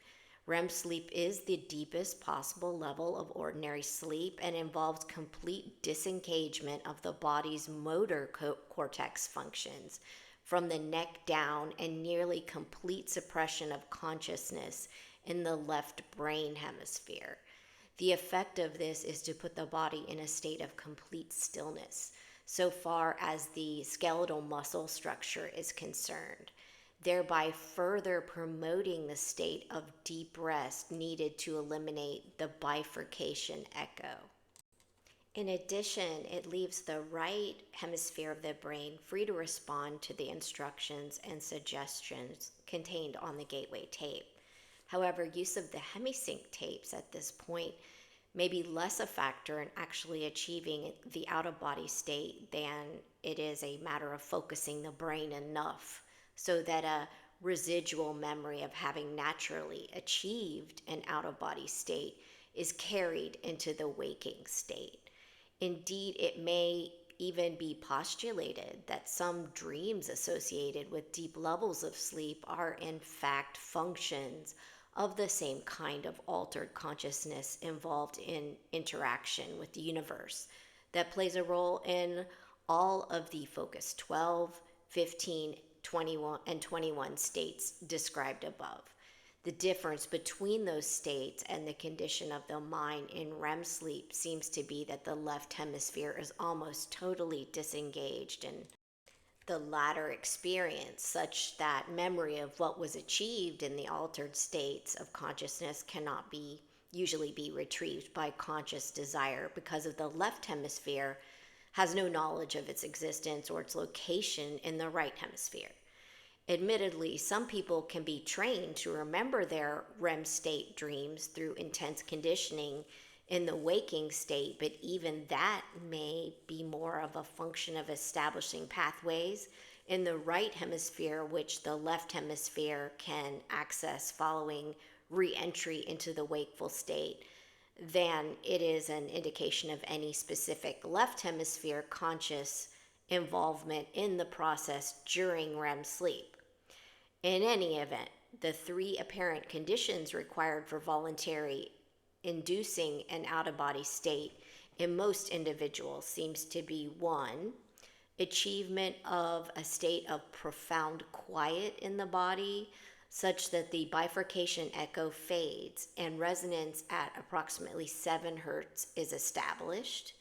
2, synchronization of the two brain hemisphere wave patterns. And 3, subsequent stimulation of the right hemisphere of the mind to attain a state of heightened alertness, which of course interferes with brain hemisphere synchronization, but not until a sufficient level of enhanced frequency range has been first established to help achieve the out-of-body state. Makes sense yet? It's kind of complicated, huh? Note, I don't know if it's a blessing or a curse. Sometimes it's more of a curse. I remember my REM state dreams. Usually, upon waking, I remember them. And sometimes I remember them. I mean, heck, I remember ones I had back 40, easily 50 years ago. Is that not crazy? I'm not saying I remember every single detail, but I remember my dreams to the point that I could tell you different dreams I had when I was 7 years old. And perhaps people with this kind of elasticity in that manner, perhaps they also may have an easier go of this kind of technique. I don't know. I truly don't. But drop a comment in the comment section if you understand what I'm talking about. 33, information collection potential. The information acquisition potential associated with the out-of-body state seems to attract the most attention from the standpoint of developing practical applications for the gateway technique. Unfortunately, although the out-of-body state can apparently be achieved by many people without excessive expenditure of time or effort, the purposes to which it can be put are currently limited by the fact that although individuals in that state may travel anywhere on an instantaneous basis in either the terrestrial or other spheres, information distortion in the former context remains a major concern. To date, according to one of the trainers at the Monroe Institute, numerous experiments have been conducted involving persons moving from one coast to the other in an out-of-body state to read a series of 10 computer-generated numbers in a university laboratory. Although most have acquired enough of the digits to make clear that their consciousness was present, none have ever succeeded in getting all 10 correct. This seems to be a function of the fact that physical reality in the present is not the only holographic influence which the individual may encounter in an out-of-body state. There are also energy patterns left by people or events occurring at the same physical site being viewed, but from the past rather than the present. In addition, since thoughts are the product of energy patterns and energy patterns are reality, it may also be possible that individuals encounter thought forms while in an out-of-body state which mingle with physical reality and are not easily differentiated. Finally, as Melissa Jager writes, there is another potential problem area in the sense that holograms can be viewed pseudoscopically, that is to say, inside out or backwards, just as well as they can be seen in proper perspective.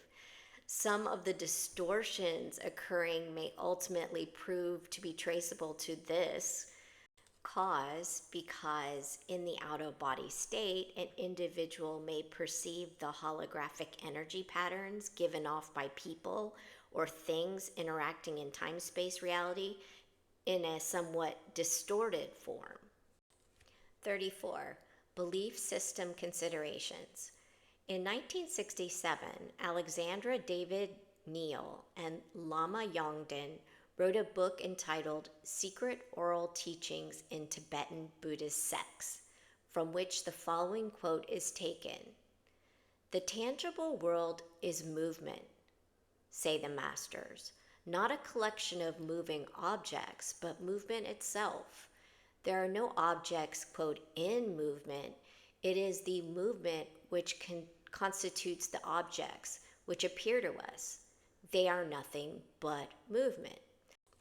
This movement is a continued and infinitely rapid succession of flashes of energy, in Tibetan, sal or shuk. All objects perceptible to our senses, all phenomena of whatever kind and whatever aspect they may assume, are constituted by a rapid succession of instantaneous events," end quote. The classic description of universal hologram is to be found in a Hindu sutra which says, quote, "In the heaven of Indra, there is said to be a network of pearls so arranged that if you look at one, you see all of the others reflected in it," end quote. I have cited this quotation because it shows that the concept of the universe, which at least some of the physicists are now coming to accept, is identical in its essential aspects with the one known to the learned elite in selected civilizations and cultures of high attainment in the ancient world. The concept of the cosmic egg, for example, is well known to scholars familiar with the ancient writings of the Eastern religions. Nor are the theories presented in this paper at variance with the essential tenets of the Judeo-Christian stream of thought. The concept of visitable reality, i.e., the created world, as being an emanation of an omnipotent and omniscient divinity who is completely unknowable in his primary state of being. The absolute at rest in infinity is a concept straight out of the Hebrew mystical philosophy. Even the Christian concept of the Trinity shines through the description of the absolute as presented in this paper. The description of energy totally at rest in infinity fits the Christian metaphysical concept of the Father, while the infinite self-consciousness resident in that energy providing the motive force of will to bring a portion of that energy into motion to create reality corresponds with the sun. It is so because in order to attain self-consciousness, the consciousness of the absolute must project a hologram of itself and then perceive it. That hologram is a mirror image of the absolute in infinity, still exists outside time and space, but is one step removed from the absolute and is the actual agent of all creation, all reality. 37. Motivational aspect. It is a step-by-step procedure which involves repetitive practice of the techniques concerned, using each new insight as a means of penetrating farther during the next practice session. But the rate of progress is so much faster with the gateway approach than it is with transcendental meditation or other forms of mental self-discipline, and its horizons seem to be so much wider than the discipline needed to practice. It would seem to be within the means of even the impatient, result-oriented, skeptical pragmatist of our society. Unlike yoga and other forms of Eastern mental discipline, Gateway does not require the infinite patience and total personal subservience to and faith in a system of discipline designed to absorb all of the individual's energies over most of a lifetime. Rather, it would begin to produce at least minimal results within a relatively short time, such that enough feedback is available to motivate and energize the individual to continue working with it. Indeed, the speed with which an individual may expect to progress seems less a function of the number of hours spent practicing, then it is a question of the speed with which he or she is able to use the insights gained to release anxieties and stresses within both the mind and the body. These points of energy blockage seem to provide the principal barriers to achieving the enhanced energy states and focus of mind needed for rapid progression. The more compulsive, the more uptight the individual may be at the outset, the more barriers he or she will initially encounter to achieving a deep or immediate experience. But as the insights begin to come and the blockages begin to dissolve, the way ahead becomes increasingly clear, and the value of Gateway moves from the status of a matter of intellectual assessment to one of personal experience. Conclusion. There is a sound rational basis in terms of physical science parameters for considering Gateway to be plausible in terms of its essential objectives. Intuitional insights of not only personal but of practical and professional nature would seem to be within bounds of reasonable expectations. However, a phased approach for entering the Gateway experience in an accelerated mode would seem to be required if the time needed to reach advanced states of altered consciousness is to be brought within more manageable limits from the standpoint of establishing an organization-wide exploitation of Gateway's potential. The most promising approach suggested in the foregoing study involves the following steps, and it's a list. A. Begin by using the Gateway hemisync tapes to achieve enhanced brain focus and to induce hemisphere synchronization. B.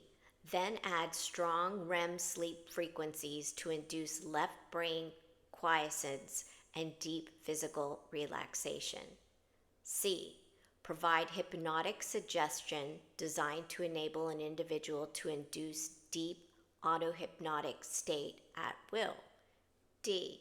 Use auto-hypnotic suggestion to attain much enhanced focus of concentration and motivation in rapidly progressing through Focus 12 exercises. E. Then repeat steps A and B following use of the auto-hypnotic suggestion that an out-of-body movement will occur and will be remembered. F. Repeat step E to achieve facility in gaining out-of-body state under conscious control. Alter hypnotic suggestion to stress ability to consciously control out-of-body movement and maintain it even after REM sleep state ends. G. Approach Focus 15 and 21 objectives, escape from time-space and interact within new dimensions from the out-of-body perspective. H. Use multi-focus approach to solve problem of distortion in terrestrial information gathering trips. This approach involves the use of 3 individuals in the out-of-body state, one viewing the target object here in time-space, one viewing it at Focus 15 as it slips into the immediate past, and one viewing it at Focus 21 as it slips from the immediate future. Debrief all 3 and compare data gathered from the 3 points of view. If care is taken to ensure that the 3 all go out of body together in the same environment, their conscious energy systems should resonate in sympathetic oscillation. They can tune into the same target on different planes, dimensions with greater effectiveness. Ooh, that's a big ask. I wonder how that turned out, huh? Why don't you check the CREST website and find out? I. Encourage pursuit of full self-knowledge by all individuals involved in the foregoing experience to enhance objectivity in out-of-body observation and thinking, and to remove personal energy blockages likely to retard rapid progress. J. Be intellectually prepared to react to possible encounters with intelligent, non-corporeal energy forms when time-space boundaries are exceeded. K. Arrange to have groups of people in Focus 12 state unite their altered consciousness to build holographic patterns around sensitive areas to repulse possible unwanted out-of-body presences. So that would be like protecting our secrets and things like that. L. Encourage more advanced gateway participants to build holographic patterns of successful attainment and rapid progress for advanced colleagues to assist them in progressing through the gateway system. If these experiments are carried through, it is to be hoped that we will truly find a gateway to gateway and to the realm of practical application for the whole system of techniques which comprise it. And a-dee-ba-dee-ba-dee, that's all, folks. And I include the bibliography here for your perusal, for your deep perusal, because I know you're just going to jump and get all these books and know everything about the backstory and the thinking and the thought processes behind what started the gateway tapes. And if you've stuck with me for like 2 hours, over 2 hours now, maybe you've gotten a deeper idea of the concept behind the Monroe Institute and the gateway tapes, and maybe you aren't so afraid and see that if the alphabet agencies got a hold of it and thought that they would do something nefarious with it, that initially the tool wasn't a harmful one. So that's all I wanted to do, is to look into some of the science and the thinking behind the tapes, and I hope that was provided here. So if you like this video, please push that thumbs up button, hit like, leave me a comment, and I hope you have an excellent day. Bye.